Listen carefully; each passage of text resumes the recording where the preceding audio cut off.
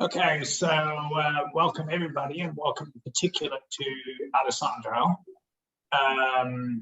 who is presenting some really exciting work about a database on conspiracy theories. So thank you for coming, and the floor is yours. Okay, thank you. So hi everyone, I'm Alessandro. I'm a PhD student at the University of Neuchâtel in Switzerland. And together with Adrian and Thomas, Adrian is not here, my PhD project is focused on the understanding of the content and spread of conspiracy theories. So today I'm presenting LOCO, our corpus of conspiracy theories, and show some analysis we have done on understanding conspiracy in coherence. So just a couple of definitions, because I don't know if you know what is conspiracy theories, even though we see them every day, but anyway. So conspiracy theories are defined as explanation for significant social events with claims of secret plots by powerful actors at the expenses of an unwitting population. So in the mind of the conspiracy believer, authorities are deceptive and the mainstream account is not always wrong. In academia, conspiracy theories are getting very popular today, as we realized, and perhaps due to the COVID pandemic, and where we understood the impact on society of the belief of conspiracy theories. One of the most recurrent findings in the psychology of conspiracy theories is that believing one conspiracy predicts believing others. Such a finding was first popularized in 1994 by Neuchâtel, the first who observed correlations between different and unrelated conspiracy theories. So if AIDS is manufactured in the lab, then it's also possible that it's used as a population control device for eliminating gay and Black people, but it's also possible that the FBI was involved in a Martin Luther King assassination. Such a conspiracy worldview is strong that even makes people endorsing contradictory and fictitious conspiracy theories. So if Lady Diana was killed by MI6, then it's also possible that she faked her death. Although contradictory, these ideas are resolved on a higher level by an overarching conspiratorial worldview that sees authority as deceptive. So in academia, much research has focused on the psychology of conspiracy theories. In particular, in social psychology, researchers wanted to understand why people believe in such claims. And so they focus on the role of predisposition, for example, cognitive biases, or contextual factors, such as stress and uncertainty. So in the last year, especially in the last years following the COVID pandemic, research has moved to study the negative impact associated with believing conspiracy theories, such as anti-vaxxer movements, violence, and climate change denialism. So people somehow form their beliefs somewhere. And in fact, peer influence and social network, either online and offline, is an established field of research. These beliefs, in fact, spread from mouth to mouth, having an impact on the social sphere. What is less studied, however, is how beliefs spread. And what is even less studied is the actual content of these beliefs. So this is what we work on. We work on the beliefs that are conveyed in the form of language and are spread as text. So why text? Well, beliefs do not spread per se, but rather conspiracy theories spread as a materialized form of a belief, conveyed as a narrative in a form of written text, or, well, think about YouTube, but let's call it text, okay? And then beliefs are not directly connected to conspiracy transmission. So people can share conspiracy theories for many reasons that go beyond individual belief. So a person can share a conspiracy theory, even though this person doesn't believe. Also, by working on text, we mean working on web pages. Why this? Web pages are standalone documents that, differently from comments on social media, are not linked to a particular thread or a post on Facebook. They can be shared on social media, well, also like posts, but they provide in-depth and elaborated discourse. And also web pages are specialized sources created for the purpose of developing, collecting, and spreading conspiracy theories. So, and where are those texts? Well, a brief history of our searching. So we started looking at available corpora like the British National Corpus. Although large, is not really relevant for conspiracy theories. So a possible solution, we thought, would be to look at similar phenomena like fake news and rumors.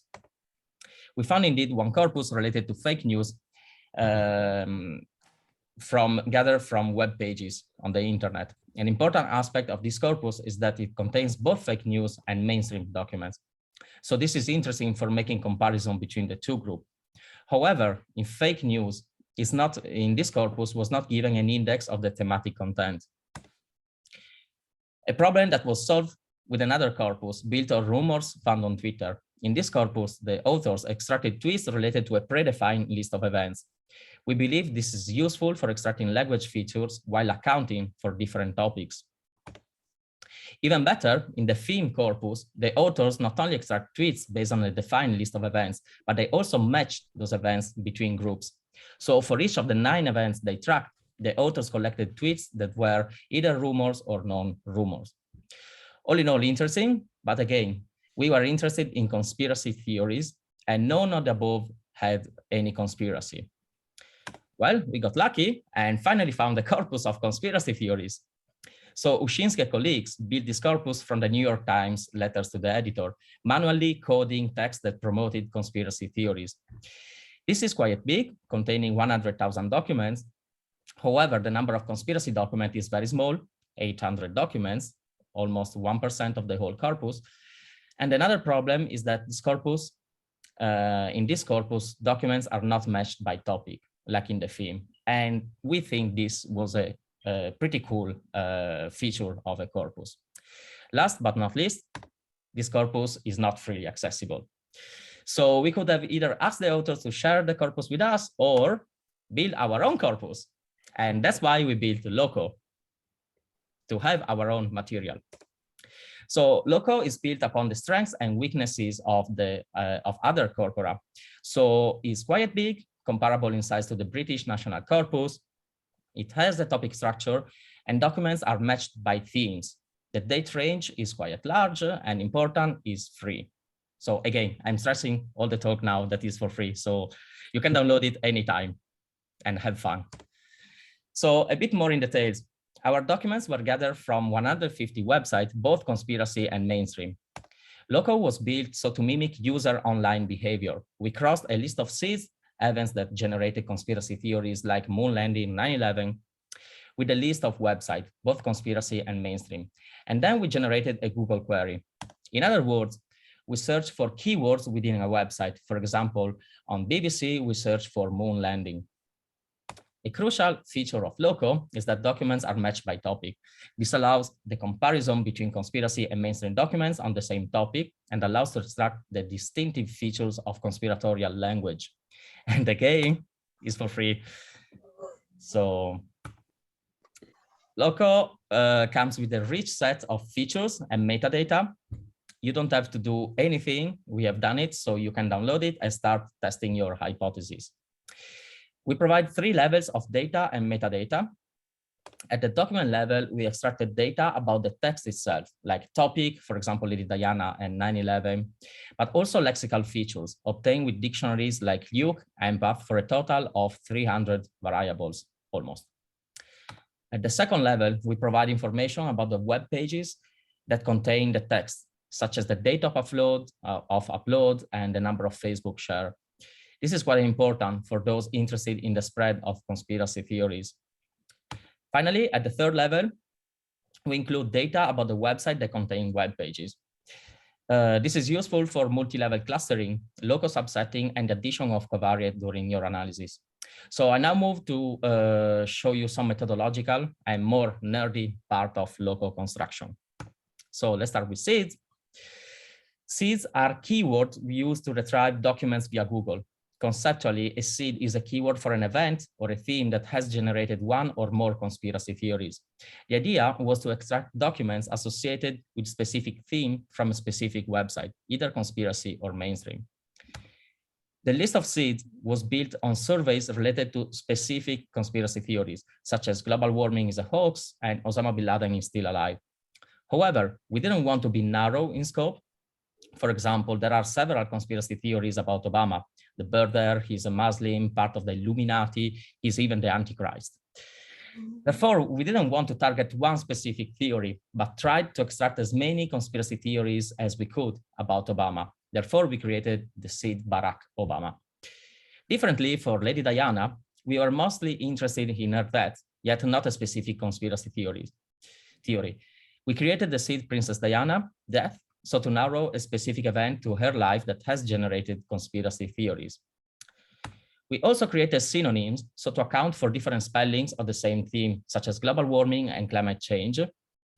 And when different items in our surveys related to the same event, we aggregated them, like those related to Lady Diana, in a single item, Princess Diana death.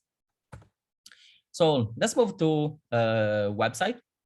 As for conspiracy websites, we relied on the classification provided by Media Bias Fact Check.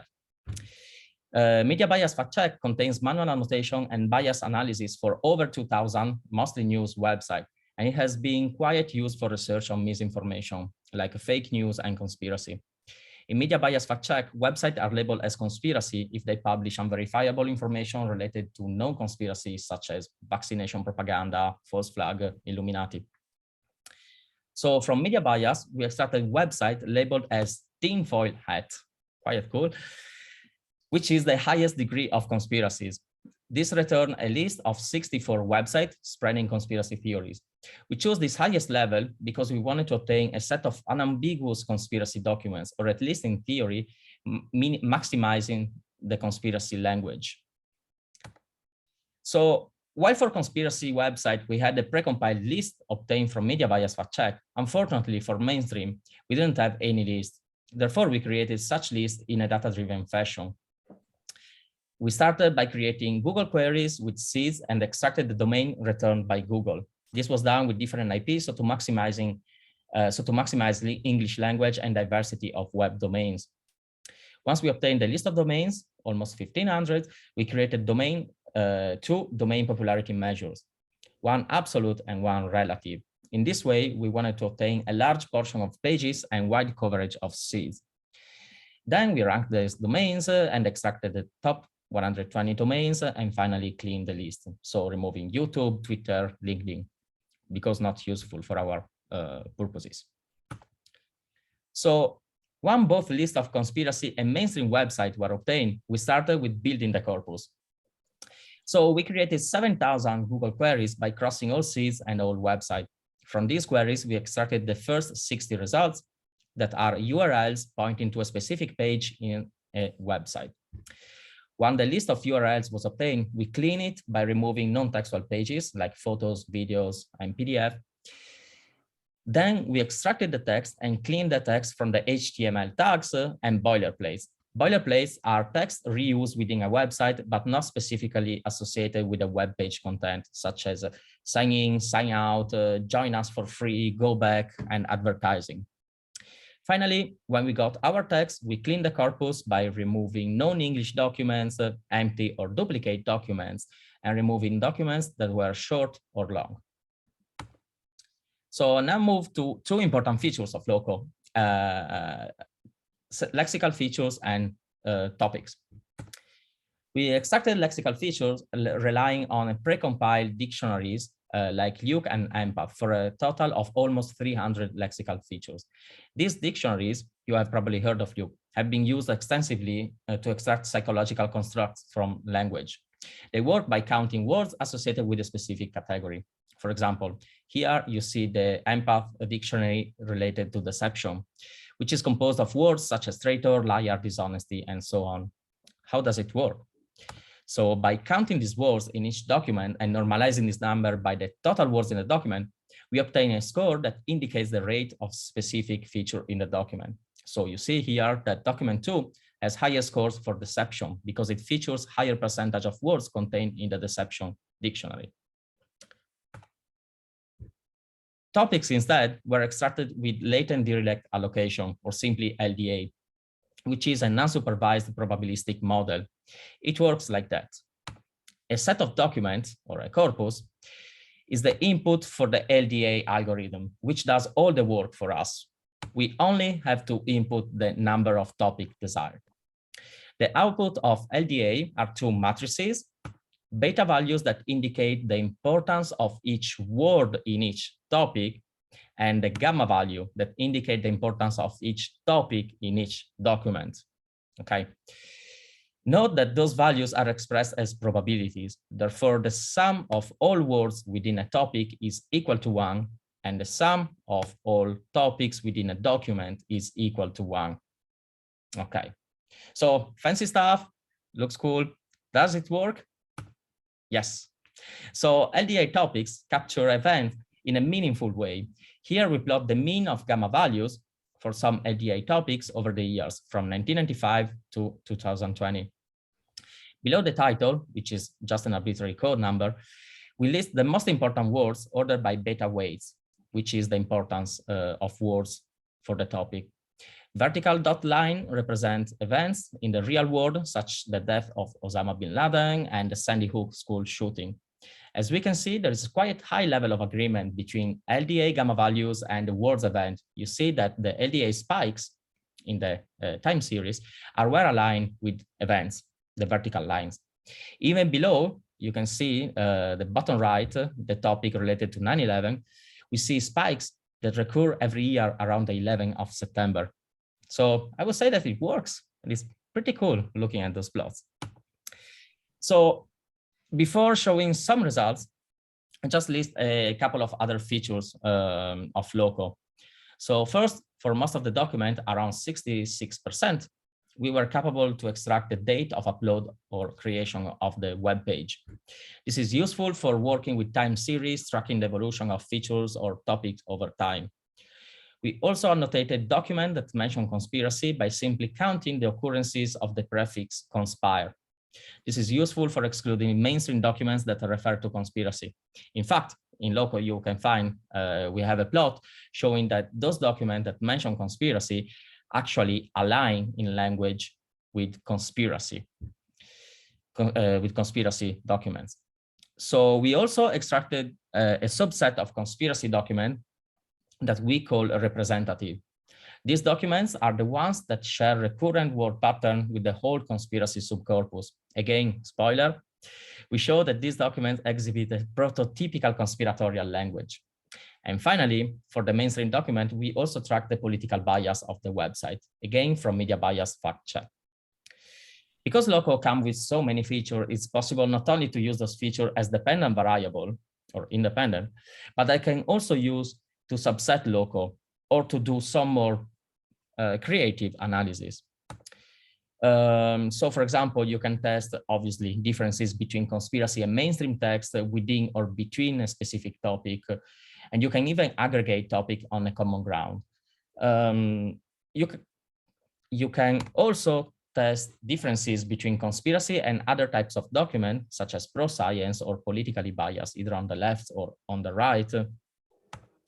And you can clearly perform time series analysis, such as exploring the evolution of a certain topic or lexical feature, or to test differences on whatever feature before and after an event like Sandy Hook. So this is LOCO. And now I move to show you some results. And remember, it's for free, okay?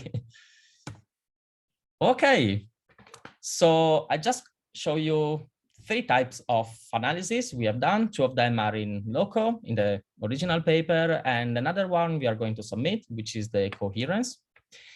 And I'm extremely excited to show you that one. So let's move with the first 2. So first, I show you the differences between conspiracy and mainstream subcorpora on lexical feature. Then I show you differences in incoming traffic by website type.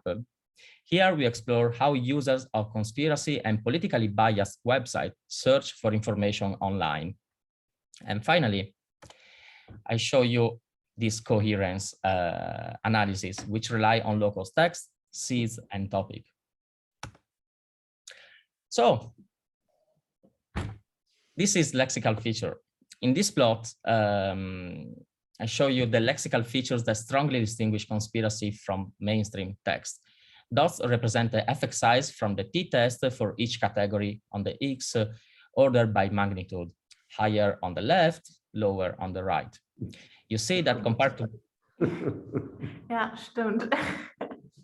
Sorry? Sorry. Is there a question? I think somebody was unmuted. Ah, okay, sorry. So I just go on. So you see that compared to mainstream, conspiratorial texts use more language related to deception, dominance, and power. But at the same time, conspiracy documents rely less on language unrelated to conspiracy, such as vacation, traveling, and dance and music. So this is actually a large-scale replication of findings from social media like Reddit. In their study, Klein and colleagues compared the language of conspiracy community against other non-conspiracy community. Actually, their comparison is much more fancy than this one, so you can maybe look at their paper. Results are presented in a similar way to our plot. So categories are ordered by magnitude from the top to the bottom. We see an overlap highlighted with asterisks in our plot and shadow in their plot. We see that there is a quite high level of convergence in terms of language between conspiracy website from LOCO and conspiracy comments on Reddit. This is quite fascinating. So let's move to website analysis. Hello? Yes? So, but I assume LOCO contains also some, does it contain the Reddit conspiracy subreddit? No. This was from this paper. You cannot read maybe, by Klein and colleague. So this is actually, this plot is coming from their paper. Yeah, but I'm talking about LOCO. Oh, yes. So within LOCO, can you find also like the conspiracy subreddit? No, not really. Actually, no, because LOCO is composed only of web pages. Okay. So web pages that are, okay. So fine, thanks. So basically, this is LOCO, and this is Reddit. I just put here the two for comparison, just to show you that deception is here somewhere, you see. So there is this convergence in terms of lexical features between the two things. But we didn't do any test. We are just looking at the two pictures here. Well, is there any other question on lexical feature? I guess not. So I just go on website. Okay. So LOCO has different variables related to websites, such as traffic information, measure of spread via Facebook for both individual documents and website. And we also provide data about incoming traffic, whether it's direct from search or from social media. We include this variable thinking of using them as a covariate for analysis. However, we can use them actually to test some hypotheses. For example, traffic type relates to the way internet users search for information. Okay. Is there a difference between users of conspiracy and users of mainstream websites in terms of searching for information? So just more in detail, direct traffic occurs when the user reaches the website by typing the URL in the browser, or when the user clicks on bookmarks on or favorites. Okay. Traffic from a web search occurs when a user reaches the website via Google or any other web search. And traffic from social media occurs when a user gets to a website by clicking on a link post on Facebook. People who access websites through a direct access can be assumed to know what they are looking for, while people who reach the website through, for example, Google, may be more looking for a topic than a source of information. So we checked whether there were differences in incoming traffic by 4 categories of website.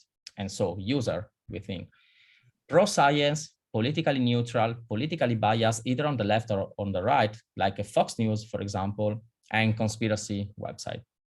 So now I'm gonna show you the results, which are pretty cool. One question, for example, something like WhatsApp is considered social media in this category, or? That's an interesting question. Probably, I haven't seen WhatsApp because I saw Reddit, Twitter, well, Facebook, but I don't really know. I should check. I didn't say where we got this data. We got it from a SimilarWeb, which is a website that provides data about the traffic of many websites. So it would be nice to check it, even though I haven't seen that before. But actually, that's interesting. Thank you.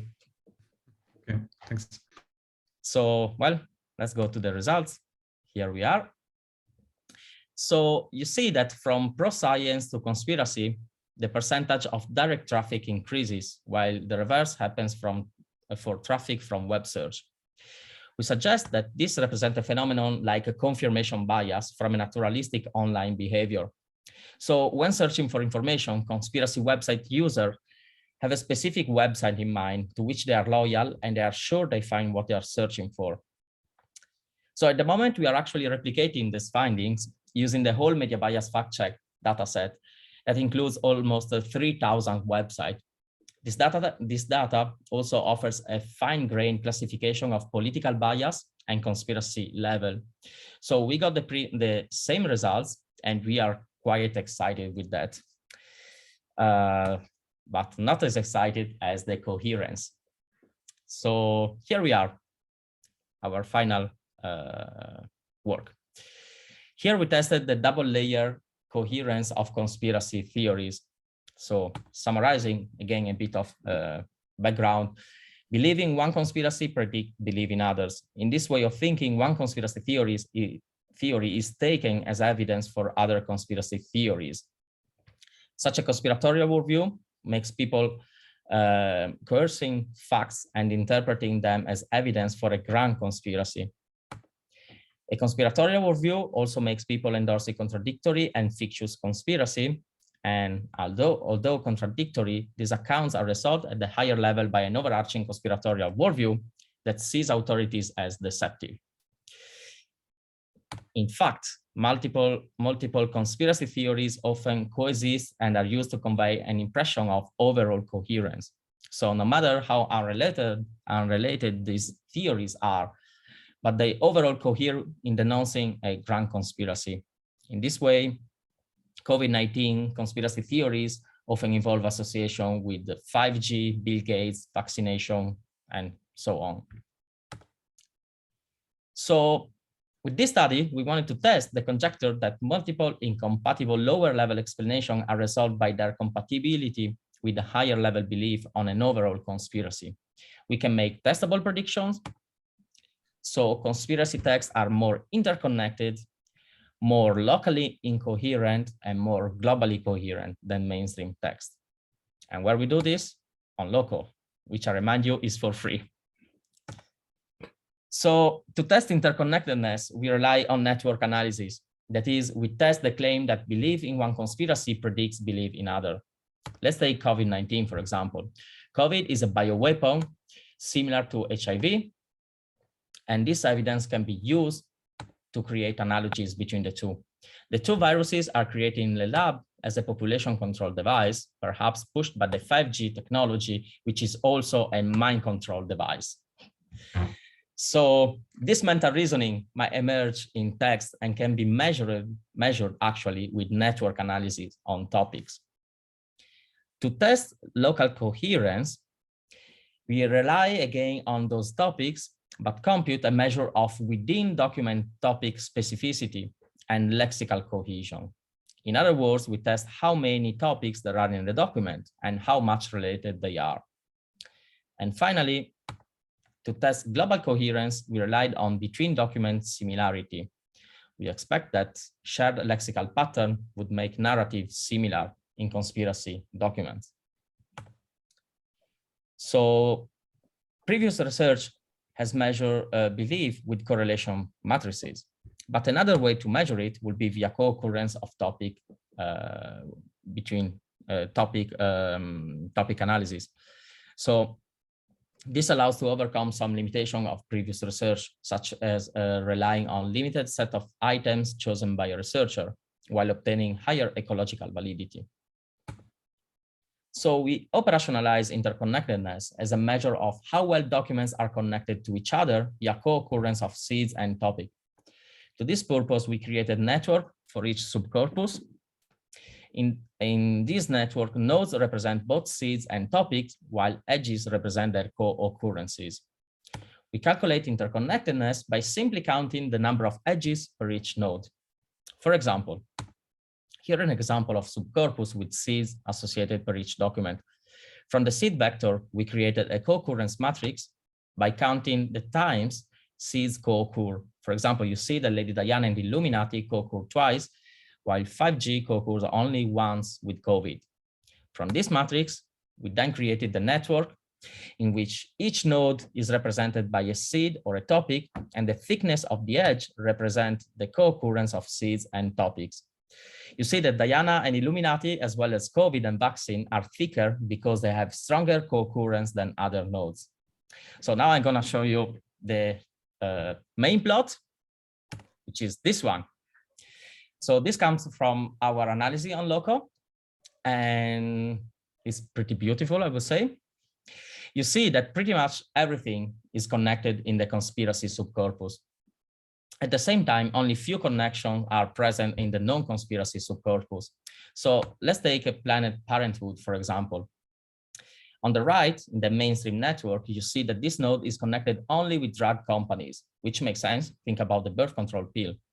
Instead, on the left, Planned Parenthood is connected to many other seeds, also including AIDS, a popular conspiracy theory that AIDS was created in the lab as a population control device. This means that conspiracy documents, more than mainstream documents, rely on a network of interconnected topics. Well, this is in line with previous studies showing that conspiracy mindset is a self-sustaining worldview comprised of a network of mutually supportive beliefs. We did the same analysis, so we tested interconnectedness on LDA topics, finding the same results. For each of the three topics, conspiracy networks were more highly interconnected than non-conspiracy network. So moving to local coherence, we focus on documents content.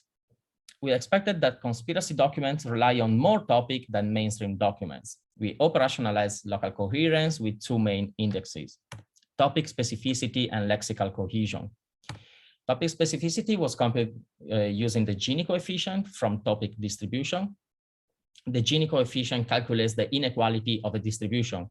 So here, a high inequality means a higher topic specificity. That is, few topics are relevant to the document. The second measure for local coherence is lexical cohesion. If documents rely on a multitude of topics, then it's reasonable to think that they might be less cohesive, meaning that paragraphs within documents are less cohesive. We use 3 between paragraph semantic measure and aggregated them. Higher score indicates higher cohesion. So some numbers here. Both topic specificity on the left and lexical cohesion on the right were lower in the conspiracy subcorpus compared to the mainstream one. Note that we test this with multi-level modeling, multi-level models, clustering documents within website and adding word count as a covariate.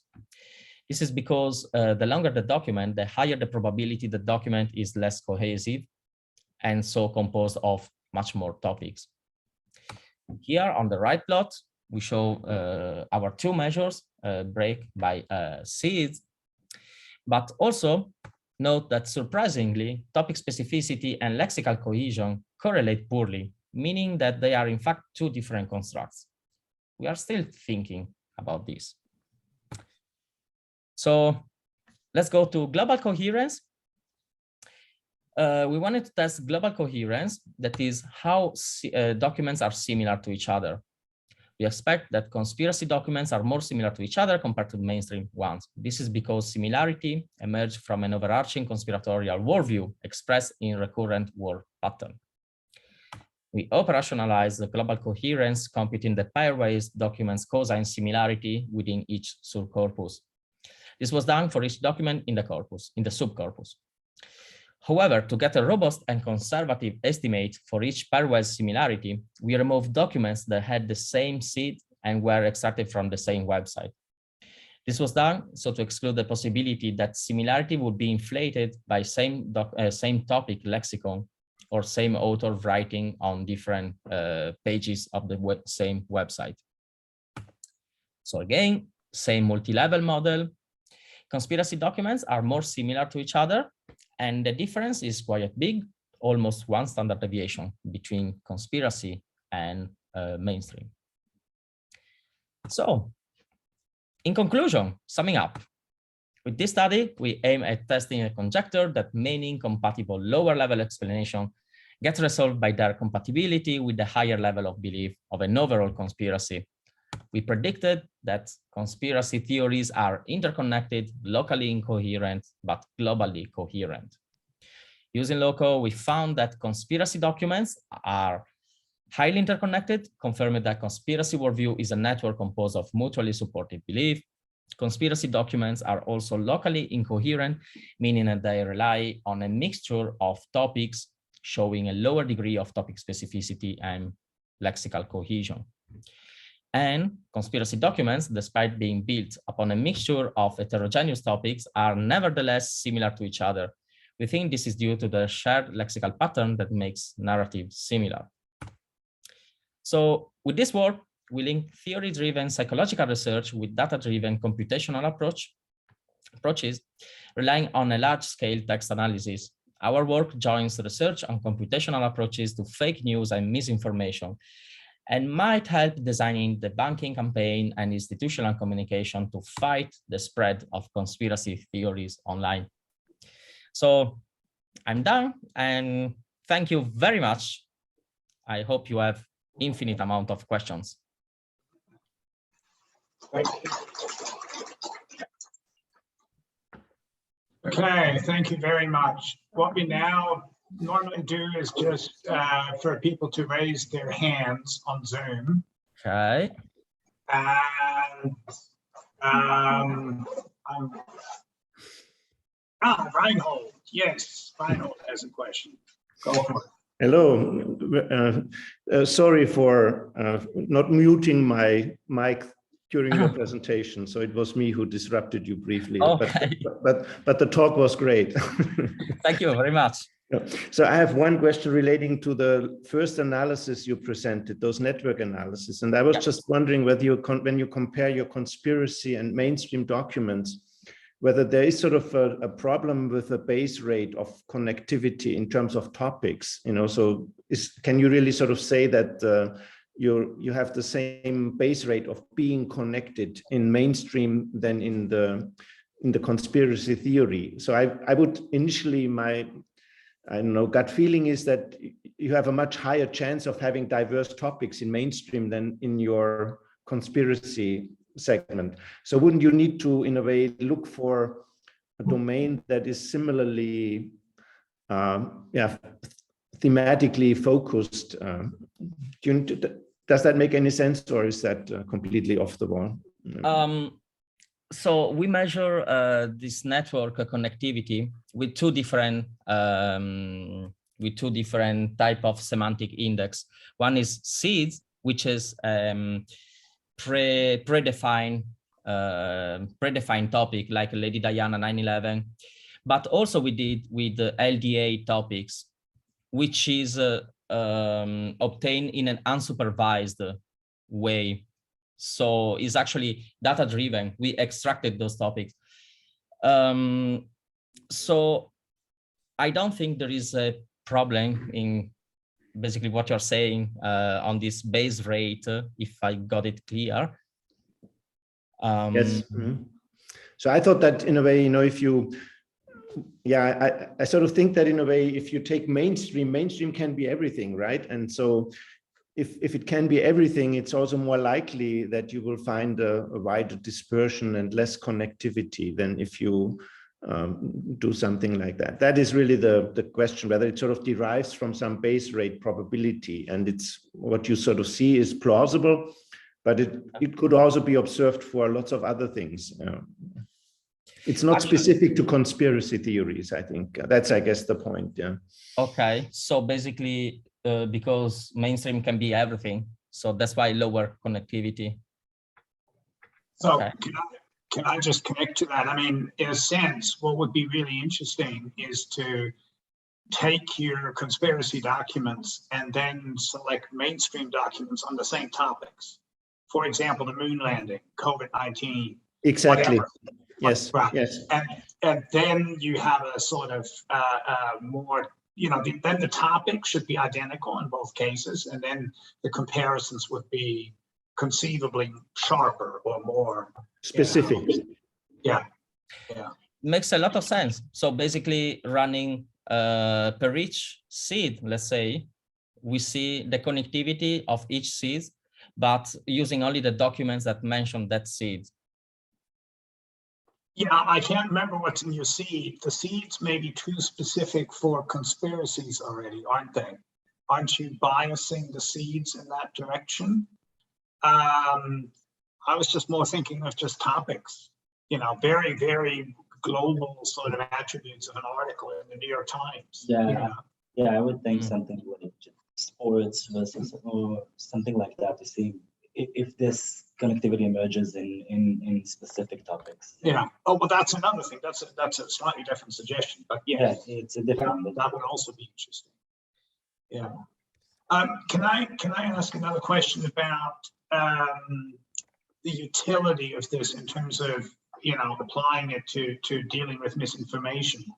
Have you done some sort of out of sample predicting validation exercise? Can you take LOCO and let it loose on a piece of text, and then it tells me whether this is a conspiracy theorist or a reputable source? Have you tried that? Well, actually, it's in my to-do list to do something like that, and I wish I can do it tonight. No, we didn't really. Actually, yes, we do. Yes, actually, we did it. We use some fancy stuff with a master student of us. With Python, we are using, but only words, how frequency of words predict whether a document is conspiracy or not. We are working on this, but not really put our full effort on that. Would be super interesting and super useful, I guess, for the community. Indeed. Yeah. But as for actually, maybe I forgot to say here in the slides, but we actually replicate those analyses on different subsets of LOCO, and also on a corpus that is composed of documents not coming from LOCO, obtaining pretty much the same results. So in a certain way, those results are robust. So are not only due to LOCO characteristics, but they also apply to other type of corpora. So just saying, if I understood the start of your question, if it was like that. Anybody else with questions? Yeah, I have one. I find particularly interesting how balanced the data set is in political terms, right? I mean, it's easy to have a very biased data set about conspiracy theories leaning to the right, but here you have a lot of stuff coming from the left and the center. Have you compared between the both poles, the differences in language in left-wing and right-wing theories? Not really in a deep way, but we have a figure on the manuscript that just shows the means and 95% confidence interval on those categories divided by website type. So you have unbiased, biased on the left, biased on the right, then conspiracy and prototypical conspiracy.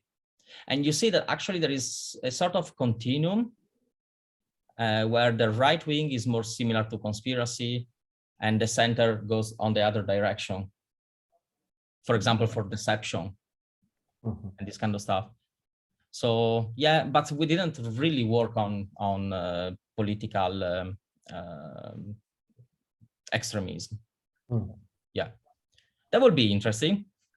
Yes, I think it's the case of populism. I mean, there's an interesting link between conspiracy theories and populism. That's something that should be worth exploring in this set.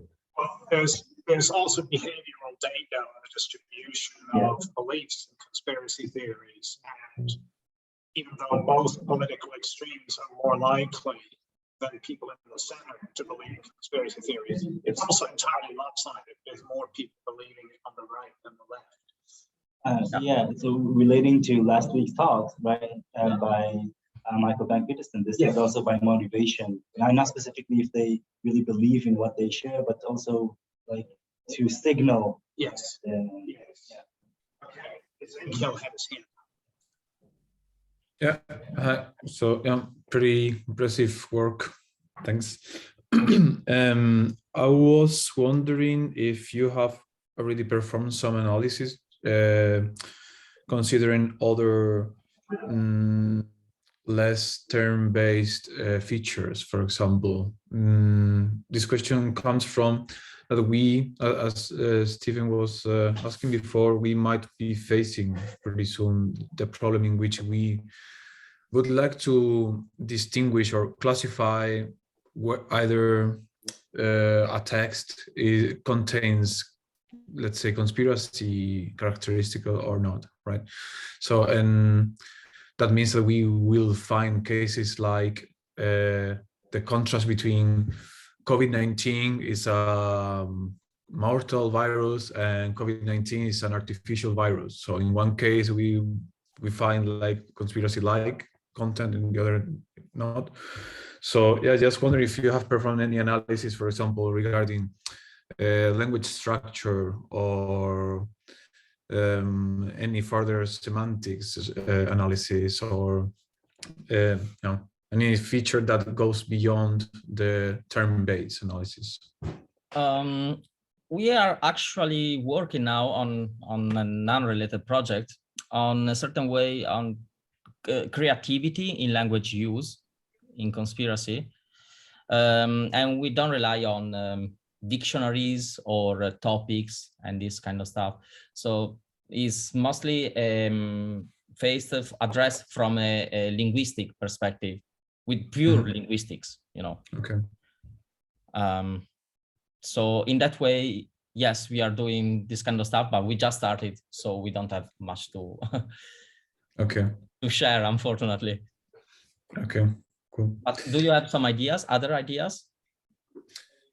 So I'm trying to imagine how the use of these corpora, this kind of corpora and these features can be combined. So the typical argument mining frameworks, right, in which you, for example, we consider some text unit within the text. So for example, level of sentence or level of paragraph, and we try to extract some set of features. So let's say structural, semantics, linguistics, some dictionary base, so a combination of all these, and maybe also using features coming from some transformers, or so trying to combine as many signals as possible to see what's the non-term based contribution of the corpora. So what's the generalizable aspect of it, right? Because I was also thinking the case, so how would this analysis evolve in the case that we have next year more conspiracies, right? So I guess that part of the network remains the same. So this global connectivity remains basically the same, but there. So how is this being included into the whole network, right? I see. Yeah, if something new happened tomorrow, you expect that what we found here would be applicable also to the new thing. Yeah, which is not related to COVID, aliens, and Lady Diana. Yeah, I see. There is this global, let's say, structure which will prevail. Okay. Well, I think that lexical features are kind of general in a way that talking about deception, you can talk about deception either on Diana, about Lady Diana, about 9/11, alien. So it's kind of broad as a category. So I would say yes. Okay. But thank you. Okay, cool. Thanks. Making notes. Alessandro, can I just sort of follow up on that, because I'm fascinated by the incoherent stuff. I mean, that's just really fantastic, especially the sort of coherence at the abstract level. You know, it's all sort of the same bag of words, but then within each document there is this incoherence. But when you say incoherence at the level of documents, really what you're saying is that there are more different topics in it than there would be in standard text. And that to me is a really fascinating finding, but I wonder to what extent you can be sure that that reflects the incoherence of people thinking, oh, COVID is a hoax, but by the way, it's a Chinese bioweapon, you know, which is really incoherent. I mean, it's either, you know, it's one or the other, it can't be both. And Yes. Princess Diana can either still be alive or having faked her own death, or she could have been killed by MI6, but not both. And that level of contradiction or total incoherence, can you pick that up, or do you think you have picked that up in LOCO? Yeah, would be very nice to do that on text. In fact, we use the expression incoherence, but we refer to not incompatibility, like what you say in your paper and Karen Douglas in her paper, Diana. We use more into multiple topics in that way. So you talk about COVID, you explain COVID in terms of bioweapon, in terms of Bill Gates and this kind of stuff. So it's not really logical incompatibility what we talk about. Yeah. Okay, thank you. I think Simon's hand came up next. Yeah, just as a quick follow-up to the point that Steve's just made, that stuff about incoherence in Karen Douglas and Rob Brotherton's work is quite often overstated, because when you actually look at how those questions were asked in relation to Princess Diana, it's perfectly plausible that people were answering in terms of, I believe that something was amiss and all of these various things are possibly the answer.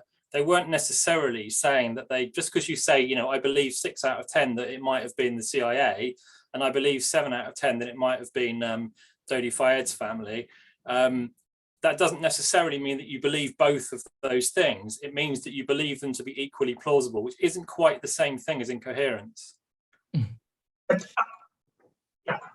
Yeah, maybe. We actually thought about that. There's a paper published in a Serbian environment with Serbian conspiracy theories by Lukic and someone. I don't know. Is there someone here that know the paper? Okay, so Lukic and other people, 2018. So they basically found that is not the absolute incompatibility, but is plausible incompatibility and implausible. So Lady Diana is alive and is dead. Obviously, those two are incompatible, but the Lady Diana killed by Dodi enemies and by MI6, those are possible, are compatible, are plausible. Okay, thanks. So, I have to look that up. I think Adrian, your hand is up. And then we probably should wrap it up because we have the Last question, then we have to wrap it up. Well, hello, everybody. Sorry for joining late. I had something unavoidable just now, but good to see you all. Just about this issue between incompatibility and incoherence. So we are operating from a model of a standard model in text processing and psycholinguistics, where you could say incompatibility is a special case of incoherence, right? So, and incoherence refers actually to mental representations. And we're talking about text, we're talking about cohesion. So what are the linguistic or semantic or syntactic things that make the text more or less cohesive? And I think what you mean, Steve, by incompatibility and what certain other people would mean by incompatibility is really a special case of incoherence. And I think it's probably much more difficult to identify automatically. Indeed, indeed. And that's why I was asking, because, and I totally agree with that, by the way, everything you said, that there are certain things that are kind of incompatible, but you could say it. at the same time as different candidates. But when you look at actual statements, for example, of climate deniers,